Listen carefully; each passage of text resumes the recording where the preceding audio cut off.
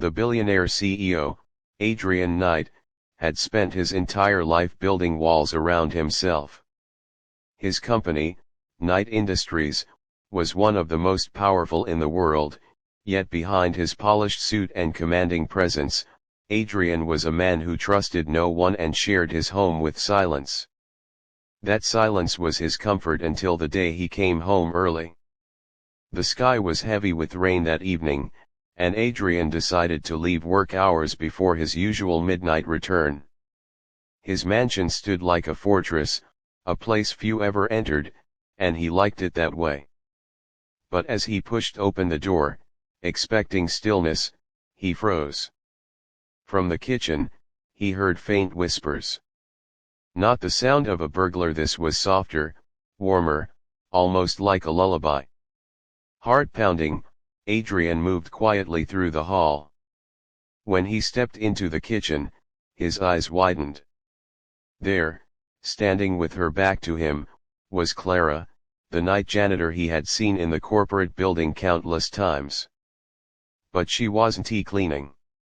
Instead, she was bent over, gently feeding a little girl seated at the table. The child's eyes were hollow with hunger, her clothes too small and threadbare. And Clara, his janitor, was hiding her in his kitchen. Adrian's instinct was to demand an explanation, to unleash the sharp words that had built his empire. But something in the way Clara looked at her daughter stopped him. Fear, exhaustion, and love flickered across her face. He stayed silent until Clara finally noticed him. "Sir, I can explain," she stammered, her voice trembling. "Please, don't call the police. I didn't mean to intrude." For a moment, Adrian felt anger boil.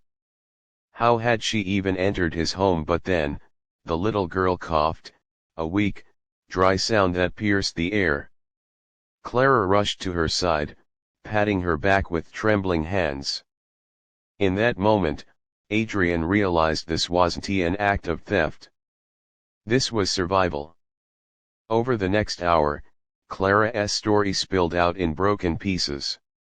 She was a widow, working 2 jobs just to keep a roof over their heads.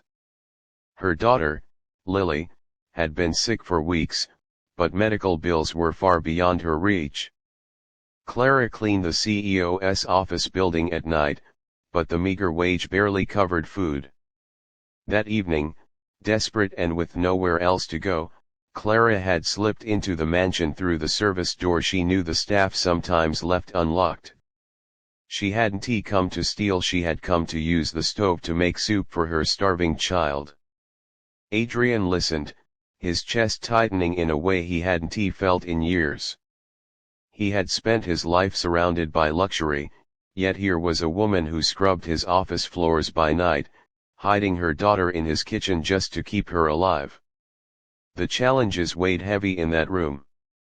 Clara's pride clashed with her desperation. She didn't want charity, but she couldn't keep Lily fed. Adrian faced his own battle. The walls he had built around his heart now threatened to collapse. For once, he wasn't looking at numbers or deals, he was looking at 2 human souls caught in a storm he had never known. The next days changed everything. Instead of firing Clara, Adrian made a quiet decision. He helped. He arranged doctors for Lily, sitting awkwardly in the waiting room, feeling strangely protective of the little girl who clutched a worn teddy bear. He offered Clara a better position, one that paid enough to let her live with dignity. But Clara resisted. "I don't want pity," she said firmly, though her eyes glistened with tears. Adrian didn't pity her. For the first time, he admired someone not for power, but for strength. He told her, "This isn't pity. It's respect. You've fought harder than most people I know." As weeks passed, Lily's health improved. Clara's fear began to fade. And Adrian, once a man who returned to an empty mansion, began to find joy in the simple things. Lily's laughter echoing in the kitchen, Clara humming while she cooked, the warmth of a family he had never dared to imagine. Still, the road wasn't without obstacles. The corporate board questioned Adrian's sudden interest in the janitor. Gossip spread, and Clara feared losing everything again. But Adrian stood firm. For a man who had built an empire, protecting Clara and Lily became his greatest fight. One evening, months later, Clara stood in the very kitchen where everything began. She looked at Adrian with gratitude but also with pride.